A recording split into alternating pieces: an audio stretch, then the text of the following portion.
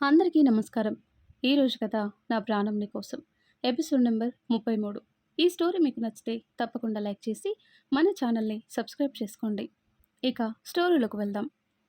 వేదాకి కూడా meeting time అవ్వడంతో వేదాన్ని తీసుకుని వెళ్తాడు రుద్ర. అయన్ గారు, దర్శిని నాకు చాలా బాగా నచ్చింది తెలుసా. తనని చూస్తే నన్ను నేను చూసుకున్నట్టుంది అంటుంది వేద. అవును శ్రీ, చాలా మంచి అమ్మాయి. వాళ్ళ తాతయ్య కూడా చాలా మంచివాడు. ఆయన ఉన్నన్ని డేస్ దర్శినికి ఎలాంటి ప్రాబ్లమ్స్ రాకుండా చూసుకున్నారు. కానీ ఇప్పుడు తను చాలా ప్రాబ్లమ్స్ ఫేస్ చేస్తుంది. చూడటానికి అలా నవ్వుతూ మాట్లాడుతుంది, కానీ లోపల చాలా బాధ ఉంది. వాళ్ళింట్లో వాళ్ళతోనే ప్రాబ్లం. చాలాసార్లు నేను వచ్చి మాట్లాడతాను, నేను చూసుకుంటానని చెప్పినా కూడా వద్దు సార్ అంటూ ఆపేస్తుంది. అవునా, ఏం ప్రాబ్లం? అంత మంచి అమ్మాయికి అంత కష్టం ఏముంది అయ్యన్ గారు అని అడుగుతుంది వేద. ఈ విషయం తర్వాత డిస్కస్ చేద్దాం. మీటింగ్ ప్లేస్ వచ్చింది, పద, నీకు టైం అవుతుంది అంటూ మీటింగ్ అరేంజ్ చేసిన హోటల్లోకి వేదాన్ని తీసుకుని వెళ్తాడు. రుద్ర వెయిటింగ్ హాల్లో కూర్చుంటే వేద వెళ్ళి ప్రాజెక్ట్కి సంబంధించిన ఫైల్స్ తీసుకుని మీటింగ్ హాల్కి వెళ్తుంది. వేద వెళ్ళేసరికి కొంతమంది కూర్చున్నారు. ఇంకా 5 మినిట్స్ ఉండటంతో వెళ్ళి కూర్చుంటుంది. వేద ఫైల్స్ చూస్తుంటే ఒక అతను సూటు బూటు వేసుకుని స్టైల్గా కళ్ళకున్న గాగుల్స్ తీస్తూ వచ్చి వేద పక్కన ఖాళీగా ఉన్న సీట్లో కూర్చుంటాడు. అందంగా ఉన్న వేద మీద అతని చూపు పడుతుంది. వావ్, వాట్ ఏ బ్యూటీ అనుకుని హాయ్ అంటూ వేదాన్ని చూస్తుంటే చిన్నగా హాయ్ అంటూ మళ్ళీ ఫైల్స్లో తల దూరుస్తుంది వేద. పాపకి అందంతో పాటు యాటిట్యూడ్ కూడా చాలానే ఉన్నట్టుంది. ఇలాంటి అమ్మాయి నా చేతిలో ఉంటేనా రోజు జాగరమే. ఒక్క రోజుతో తీరేది కాదు, నీ అందం రోజు కావాలి. ఈ అజిత్ కన్ను పడిన వాళ్ళు ఇప్పటి వరకు ఎవ్వరు కూడా నా నుంచి తప్పించుకోలేదు. నా ఒళ్ళో వచ్చి వాలిపోతారు. ఒక్కసారి నేను చూస్తే చాలు నా మీద వాలిపోతారు. కానీ అలాంటి వాళ్ళతో పెద్దగా కిక్ ఉండదు. ఇలాంటి వాళ్ళతో ఆ మజానే వేరు. నిన్ను కూడా బుట్టలో వేసి నా బెడ్ మీదకి రప్పించుకుంటా అనుకొని వాట్స్ యువర్ నేమ్ అంటూ అడుగుతాడు. వేదశ్రీ అని తల ఎత్తకుండానే చెప్తుంది. ఓ, నైస్ నేమ్ వేద అంటూ ఆయన అజిత్ అంటూ వేద ముందు చేయి చూపుతాడు షేక్ హ్యాండ్ కోసం. నమస్తే అంటూ 2 చేతులు జోడించి చెప్తుంది. వేద అలా దండం పెట్టగానే అజిత్ ఈగో హట్ అయింది. ఆయన కంట్రోల్ చేసుకుని where are you from Veda అంటూ అడుగుతుంటే వేదాకి చిర్రెత్తుకొచ్చి first of all call me Vedasri. Veda అని నా వాళ్ళు మాత్రమే పిలవాలి. వేరే వాళ్ళు పిలిస్తే నాకు నచ్చదు. అండ్ నేను ఎక్కడి నుండి వస్తే మీకెందుకు? మీకు అంతగా నా గురించి తెలుసుకోవాలంటే బయట నా హస్బెండ్ ఉన్నారు, తన దగ్గరికి వెళ్ళి అడగండి. నా గురించి క్లియర్గా మీకు అర్థమయ్యేలా చెప్తాడు అని ఒత్తి పలుకుతూ చెప్తుంది. ఏంటి, ఈ అమ్మాయికి పెళ్ళయిందా? ఎవడో వాడు మచ్చ వేసుకొని పుట్టాడు. అయినా పెళ్ళైతే మాత్రం మనం వదులుతామా ఏంటి? కనీసం ఒక్కసారైనా టేస్ట్ చేయాల్సిందే ఈ బ్యూటీని. అందులోనూ నా ఈగో హట్ చేసింది, అలా ఎలా వదిలిపెడతాను అనుకుని వేద వైపు తిరిగేసరికి వేద అక్కడుండదు. వేరే అమ్మాయి పక్కన వెళ్ళి కూర్చుంటుంది. చా, అక్కడికి వెళ్ళి కూర్చుంది. ఈ పాపకి తెలివితేటలు ఎక్కువే. ఇప్పుడు వెళ్ళినా మళ్ళీ నా దగ్గరికి రప్పిస్తా అనుకుని మీటింగ్ స్టార్ట్ అవ్వటంతో సైలెంట్ అయ్యాడు. వేద వాళ్ళకు వచ్చిన ప్రాజెక్ట్ ఎంతవరకు వచ్చింది, వర్క్ ఎలా జరుగుతుంది అంతా కూడా ఎక్స్ప్లెయిన్ చేస్తుంది. వేద చెప్తున్నంతసేపు కూడా వేదాన్ని తినేసేలా చూస్తాడు. ఒకవైపు ఎక్స్ప్లెయిన్ చేస్తూ మరో కంటితో అజిత్ చూపు పసిగట్టి కోపం వస్తుంది. వాడు అలా చూస్తుంటే చిరాగ్గా అనిపించింది. తొందరగా ఎక్స్ప్లెయిన్ చేసి మీటింగ్ ఫినిష్ చేసి బయటికి వెళ్ళి అయన్ గారు వెళ్దామా, నా పని అయిపోయింది అంటుంది. హా శ్రీ, ఏదైనా తినేసి వెళ్దామా, ఇక్కడ ఫుడ్ బాగుంటుంది అంటాడు రుద్ర. మళ్ళీ ఎక్కడ అజిత్ వచ్చి ఏమైనా చిరాకు తెప్పిస్తాడని ఇందాక తనే వెనక రావటంతో చుట్టూ చూస్తూ వద్దు అయాన్ గారు, ఇంటికి వెళ్ళి తిందాం అని రుద్రాన్ని తొందర చేస్తుంది. వేద కంగారు చూసి Sri, what happen, are you okay అని అడిగితే హా ఓకే ఓకే, ముందిక నుండి వెళ్దామంటూ రుద్ర చేయి పట్టుకొని తీసుకొని వెళ్తుంది. సంథింగ్ రాంగ్, ఏదో జరిగింది, వేదలో కంగారు టెన్షన్ కనిపిస్తుంది అనుకొని ఓకే పద అని వేదాన్ని తీసుకొని వెళ్తాడు. వెళ్తున్న వాళ్ళని చూసిన అజిత్, రుద్రగాడి భార్యనా, వీడికి పెళ్ళెప్పుడైంది? అన్నింటిలో వీడు బెస్టే, ఆఖరికి పెళ్ళాం కూడా మిస్ ఇండియా లెవెల్లో ఉంది. ఇప్పటి వరకేమో కానీ ఇప్పుడు అస్సలు వదిలిపెట్టాను. నాకు అన్నింటిలో పోటీగా వచ్చి పై చేయి సాధిస్తాడు. నీకెలాగూ అందులో పోటీగా రాలేను. కనీసం నీ పెళ్ళామైనా తనని నేను ఒక్కసారి నాలో కలుపుకుంటే నిన్ను ఓడించినవన్నవుతాను. నీది అనుకున్నది నేను కూడా పంచుకున్నా అన్న సాటిస్ఫాక్షన్ వస్తుంది. నా ఈగో సాటిస్ఫై అవుతుంది అని కన్నింగా నవ్వుకుంటాడు. వేద కార్లో కూర్చొని వాటర్ తాగి రిలాక్స్ అవుతుంది. ఏంటి బాగా టైర్డ్ అయ్యావారా అంటూ ఇంటి వైపు డ్రైవ్ చేస్తాడు. "హ్మ్, అవును బాగా" అంటుంది. ఇంటికి వెళ్ళాక తిని రెస్ట్ తీసుకో, ఈవినింగ్ వరకు సెట్ అయిపోతుంది అంటూ ఇంట్లో మేడ్కి కాల్ చేసి ఫుడ్ రెడీ చేయమని చెప్తాడు. ఇంటికి రాగానే కార్ దిగి రూమ్లోకి వెళ్ళి కాస్త ఫ్రెష్ అయ్యి డ్రెస్ చేంజ్ చేసుకుని డైనింగ్ దగ్గరికి వెళ్ళి అయాన్ బావా అంటూ పిలుస్తుంది. రూమ్లో తలదువ్వుకుంటున్న రుద్రకి అయాన్ బావా అన్న వేద పిలుపు వినగానే ఒక్కసారిగా ఫ్రీజ్ అయిపోయి తను విన్నది నిజమా కాదా అనుకుంటే మళ్ళీ అదే పిలుపు వినిపించగానే దువ్వెనెక్కడ పడేసి పరుగు పరుగున స్టెప్స్ దిగొచ్చి ఆయాసపడుతూ ఇప్పుడేమన్నావు, ఏమని పిలిచావు శ్రీ అంటూ ఆనందమంతా కళ్ళల్లో నింపుకొని అడుగుతాడు రుద్ర. నేనేమన్నాను, ఆయాన్ గారు భోజనం చేయటానికి రారా ఆయాన్ గారు అన్నాను అని కళ్ళు టపటపలాడిస్తూ చెప్తుంది. అలా పిలిచావా, నిజంగానా శ్రీ అంటూ మళ్ళీ ఆశగా అడుగుతాడు, తను విన్నది నిజమైతే బావుండు అనుకుంటూ. నిజం అయాన్ గారు, భోజనానికి రారా అన్నాను, మీకేమని వినిపించింది అయాన్ గారు అంటూ సాగదీస్తూ అడుగుతుంది. ఏదో వినిపించిందిలే, ఏం వినిపిస్తే ఏంటి, అది నిజం కాదు కదా, అంతా నా భ్రమ అంటూ వెళ్ళి కూర్చొని ప్లేట్ తీసుకుంటూ, అయినా అంత తొందరగా ఈ రాక్షసి బావా అని నన్నెప్పుడు పిలవాలి, రాక్షసి కరిగి నన్ను బావా అని పిలిచేటప్పటికీ నేను ముసలోని అయిపోతాను అని నోట్లో నోట్లో అనుకుంటాడు. రుద్ర ఎక్స్ప్రెషన్స్కి నవ్వుకొని వెళ్ళి వడ్డిస్తూ తను కూడా కూర్చొని తింటుంది. తినేసి దియాకి కాల్ చేసి మాట్లాడతారు. ఏం చేస్తున్నావు, తాత నాన్నని ఇబ్బంది పెడుతున్నావా, అల్లరి చేస్తున్నావా అని అడుగుతుంది. లేదు మమ్మీ, నేను అస్సలు అల్లరి చేయటం లేదు, గుడ్ గర్ల్గా ఉంటున్నా, నీకు తెలుసా మమ్మా, నేను అత్త మామ ఇప్పుడు ఆచిపోతున్నాం అంటూ ఖుషీ ఖుషీగా చెప్తుంది దియా. ఓ అవునా, అందుకేనా మొహం చుచ్చుబుడ్డిలా వెలిగిపోతుంది, సరే కానీ జాగ్రత్త, ఇబ్బంది పెట్టకోకేనా అని వేద చెప్తుంటే, చెప్పిందే ఎన్ని టైమ్స్ చెప్తావు మమ్మా, నేను కాదు, నువ్వు మా డాడీని ఇబ్బంది పెట్టకు, విసిగించకు నీ మాటలతో, పాపం డాడీ ఎలా భరిస్తాడో నిన్ను, ఇబ్బంది పెట్టకుండా మా డాడీని బాగా చూసుకో అని వేదాకి దియా చెప్తున్న మాటలు పక్క నుండి వింటున్న రుద్ర పడి పడి నవ్వుతాడు. దియాని కోపంగా చూస్తూ, నీకు బాగా ఎక్కువైంది, నేను లేను కదా మాటలు బాగా నేర్చావు, మీ డాడీకి నన్ను జాగ్రత్తగా చూసుకోమని చెప్పాల్సింది పోయి నన్నే మీ డాడీని జాగ్రత్తగా చూసుకోమని చెప్తున్నావా, నువ్వు మీ డాడీ ఒక పార్టీ అయిపోయారా అంటుంటే దియా కిలకిలా నవ్వుతుంది.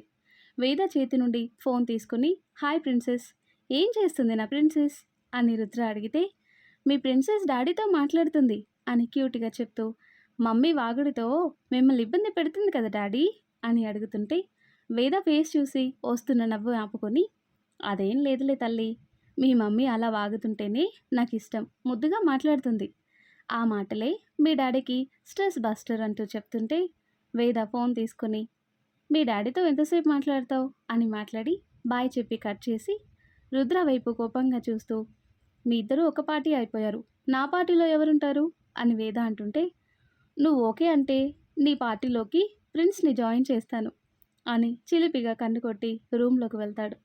రుద్ర ఏమన్నాడో ముందు అర్థం కాలేదు, కానీ తను చిలిపిగా కన్ను కొట్టగానే అర్థమవుతుంది. రుద్రాన్ని కొట్టడానికి చూస్తుంది, కానీ అప్పటికే అక్కడి నుండి ఎస్కేప్ అవుతాడు. వేద గురించి ముందుగానే ఎక్స్పెక్ట్ చేసిన రుద్ర. వేద రుద్ర మాటలు తలుచుకొని బావా అని అందంగా తన మనసులోని అనుకొని నవ్వుకుంటూ 4 రోజుల కింద జరిగింది తలుచుకుంటుంది. ఆ రోజు రుద్ర ఆఫీస్కి వెళ్ళగానే వర్క్ చేసుకుంటూ కూర్చొని ఉంటుంది. ఈవినింగ్ దియా స్కూల్ నుండి వచ్చి వేద దగ్గరికి వెళ్ళి డిస్టర్బ్ చేస్తుంటే రూమ్లో బొమ్మలు వేసి ఆడుకో అని చెప్తుంది. దియా ఓకే అంటూ ఆడుకుంటుంది. ఆడుతూ పాడుతూ సడన్గా దియా చేయి తగిలి రుద్ర పర్సనల్ రూమ్ ఓపెన్ అవుతుంది. అది చూసిన దియా, మమ్మీ మమ్మీ ఇక్కడ ఇంకో రూమ్ ఉంది అంటూ వేదాన్ని లాక్కెళ్తుంది. ఏంటి దియా అంటూ వెళ్ళి బయట నుండి చూస్తుంటే అది ఓపెన్ అయ్యి, ఓ అయాన్ గారి పర్సనల్ రూమ్ అనుకుంటా, కనీసం ఇన్ని రోజులు ఇక్కడున్నాం, రూమ్ ఉన్నట్టు కూడా డౌట్ రాలేదు, అంత సీక్రెట్గా ఉంది అని లోపలికి ఒక అడుగు పెట్టగానే తప్పు, ఇలా వెళ్ళటం కరెక్ట్ కాదు అనుకొని వెనుగు తిరుగుతుంటే సెన్సార్స్ లైట్ వేద అడుగు పెట్టగానే అక్కడ లైట్ వెలుగుతాయి. లైట్స్ ఆన్ అవ్వటంతో ఇవెలా వచ్చాయి అనుకుని చుట్టూ వాల్ మీద చూస్తుంది. అవి చూసిన వేద కళ్ళు గిర్రున తిరుగుతాయి. బొమ్మలా ఉండిపోతుంది, ఫ్రీజ్ అయ్యి. కళ్ళు ఇంత చేసి మరీ చూస్తూ నిలబడుతుంది. దియా పిలుపుకి వేద ఈ లోకంలోకి వచ్చి, దియా నువ్వు కిందికి వెళ్ళు అని పంపించి ఒక్కో అడుగు వేస్తూ లోపలికి వెళ్తుంది. తను వెళ్తున్న కొద్దీ ఒక్కో లైట్ ఏసీ అన్నీ ఆటోమేటిక్గా ఆన్ అవుతాయి. ఆ రూమ్ మొత్తం గోడల మీద పెయింటింగ్స్ ఉంటాయి. మధ్యలో మాత్రం ఒక వాల్ నిండా ఒక ఫోటో ఉంది. ఆ ఫోటోస్, ఆ పెయింటింగ్స్ అన్నీ ఎవరివో కాదు, వేద చిన్నప్పటివి. ఫోటోలో మాత్రం వేద గోపిక వేషం వేసుకొని బుగ్గ కింద చేయి పెట్టుకొని క్యూట్గా నవ్వుతున్న పిక్. దాని పక్కనే ఇంకో ఫోటో, వేద అలాగే ఒక బాబు. బాబు కృష్ణుడు వేషం వేసుకొని గోపికలా ఉన్న వేద భుజం మీద చేయి వేసిన పిక్. ఆ బాబు ఎవరో గుర్తుపట్టడానికి వేదాకి ఎక్కువ టైం పట్టలేదు. రుద్రనే ఆ బాబు అని ఆ ఫేస్ చూస్తేనే అర్థమవుతుంది. చుట్టూ ఉన్న పెయింటింగ్స్ కూడా చూస్తుంది. వేద చిన్నప్పుడు ఎలా ఉండేదో అలా ఊహించి పెయింట్ వేసి ఉన్నాయి. అవి వేదకి చాలా నచ్చుతాయి. ఒక్కో పెయింటింగ్ ప్రేమగా తడుముతూ మళ్ళీ కృష్ణుడిలా ఉన్న రుద్ర పిక్ని తడుముతూ, అసలు ఇవన్నీ నాకెందుకు గుర్తుకులేదు? అయాన్ గారు నాకు బావ అవుతాడు అని చెప్పాడు. కానీ ఎలా అవుతాడు? తనకి మేము ముందే ఎలా తెలుసు? నన్ను ఎలా గుర్తుపట్టారు? వాళ్ళ పేరెంట్స్ గురించి ఎందుకు మమ్మీ డాడీ ఇంట్లో చెప్పలేదు? అసలు నేనెందుకు ఆలోచించలేదు ఈ విషయం అని ఆలోచిస్తుంటే తన కళ్ళకి ఒక బుక్ కనిపిస్తుంది. దాన్ని తీసుకొని, ఇది డైరీలా ఉంది. వేరే వాళ్ళ డైరీ చదవటం మేనర్స్ కాదు, కానీ నేను ఈ విషయం గురించి తెలుసుకోవాలి అంటే తప్పటం లేదు అనుకుని డైరీ ఓపెన్ చేస్తుంటే అప్పుడే రుద్ర రావటం సౌండ్ విని డైరీ తీసుకుని బయటికి వచ్చి ఎలాగోలా డోర్ లాక్ చేసి రుద్ర రూమ్లోకి వచ్చేలోపు డైరీ దాచేస్తుంది. వేద మొహంలో కంగారు చూస్తూ, ఏంటి శ్రీ అని టవల్ తీసుకుంటూ అడుగుతాడు. అబ్బే ఏం లేదు, మీరు ఫ్రెష్ అవ్వండి, నేను కాఫీ తెస్తాను అని తడబడుతూ కిందికి వెళ్తుంది వేద. ఏమైంది ఇలా కంగారు పడుతుంది అనుకుంటూ వెళ్ళి ఫ్రెష్ అవ్వటానికి వెళ్తాడు.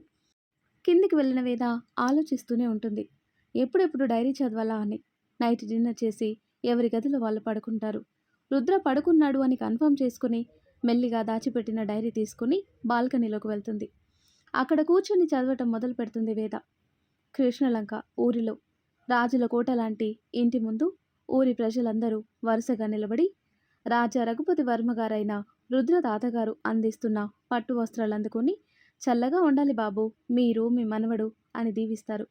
ఈరోజు నా మనవడు రుద్రాయన్ వర్మ పుట్టినరోజు. వాడు నిండు నూరేళ్ళు చల్లగా ఉండాలి. ఈరోజు మీ అందరికీ ఇక్కడ భోజనం.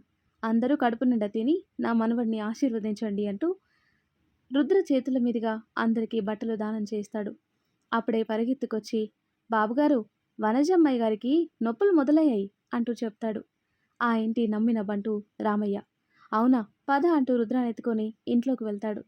అక్కడ వినోద్ టెన్షన్ పడుతుంటే రుద్ర నాన్నగారైన విక్రమ్ వర్మ గారు, టెన్షన్ పడకు బావా, అంత మంచి జరుగుతుంది అంటూ ధైర్యం చెప్తాడు.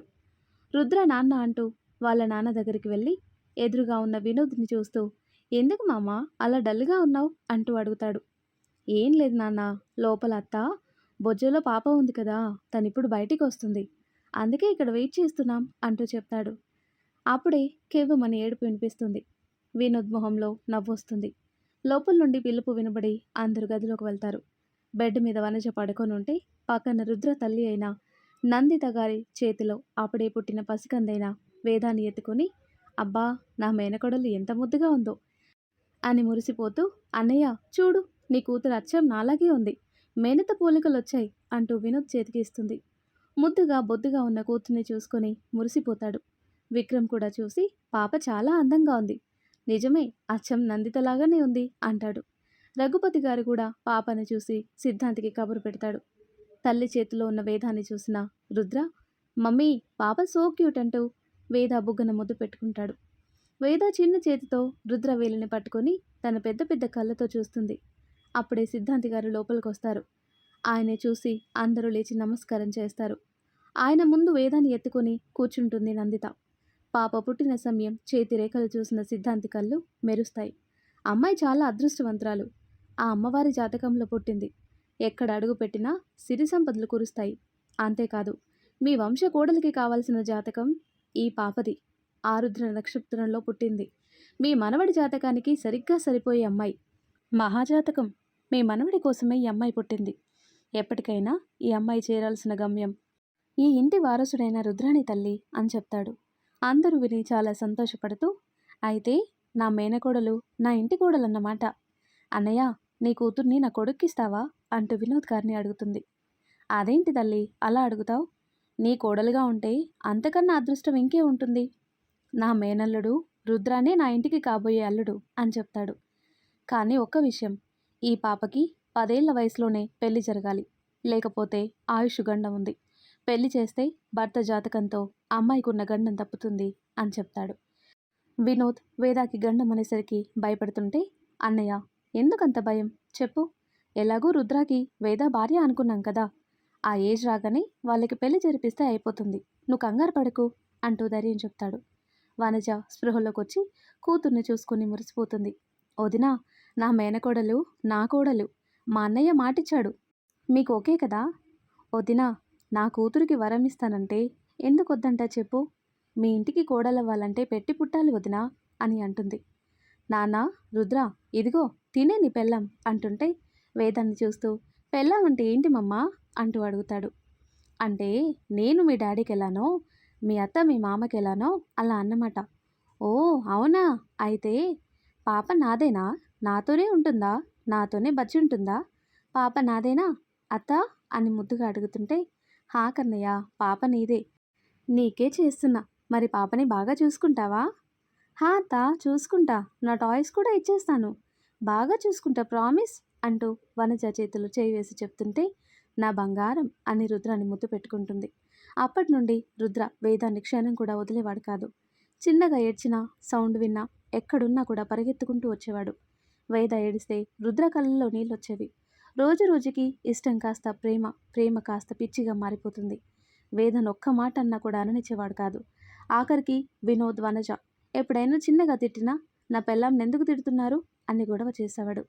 వేద కూడా ఎప్పుడు బావా బావా అంటూ రుద్ర చుట్టూనే తిరిగేది. లేచిన దగ్గర నుండి పడుకునే వరకు రుద్ర జపం చేసేది. రుద్ర ఏం చేసినా కరెక్ట్ అనేది. మా బావ గ్రేట్, మా బావ ఇలా, మా బావ అలా అంటూ ముద్దుగా అందరికీ రుద్ర గురించి గొప్పలు చెప్పేది. వినోద్, వనజ పక్కన ఇంట్లో ఉంటారు. కానీ వేద మాత్రం పేరుకే వాళ్ళ కూతురు. అక్కడ ఒక్క నిమిషం కూడా ఉండదు. ఎప్పుడూ ఇక్కడ మహల్లోనే ఉండేది. వదినా చూడు, ఇది మాతో ఒక్కరోజు కూడా ఉండటం లేదు, ఎప్పుడు ఇక్కడే ఉంటుంది అంటున్న వనజ మాటలకి నవ్వుకొని, వదినా పుట్టగానే అది నా కోడలు అనుకున్నాం, పెళ్ళయ్యాక ఎలాగూ ఇక్కడే కదా ఉండేది, అదేదో ఇప్పటి నుండి ఉంటుందిలే, నీకు తెలుసు కదా రుద్ర దాన్ని ఒక్క నిమిషం కూడా వదిలిపెట్టడు, అలాంటిది నువ్వు తీసుకొని వెళ్తాను అంటే నీ అల్లుడు మనందరి మీద చిందులు వేస్తాడు, తెలుసు కదా, ఆ పేరుకి తగ్గట్టు కోపం ఒకటి, అన్నీ వాళ్ళ తాతబుద్ధులు వచ్చాయి, కోపం పౌరుషం అన్నీ మావయ్య గారివి, అందుకే నా మనవడు నా వారసుడు అని బాగా గారాబం చేసేశాడు అంటూ చెప్తుంటే, అప్పుడే లోపలికి వస్తున్న విక్రమ్ భార్య మాటలకి నవ్వుతూ, ఏంటోయ్ నా కొడుకు మీద ఏదో చాడీలు చెప్తున్నావు, మీ కొడుకు గురించి బాగా మొండివాడైపోతున్నాడు అని చెప్తున్నా. ఓయ్, అది మొండితనం కాదు, పౌరుషం, హుందాతనం, ఈ ఊరి కోసం ఎంతకైనా తెగించే దమ్ము, ధైర్యం అవి మా వంశంలోనే ఉంది, రేపు ఈ వంశానికి వాడే కదా వారసుడు, మరి ఊరిని కాపాడేది వాడే కదా, ఆ మాత్రం ఉండాలి అంటాడు.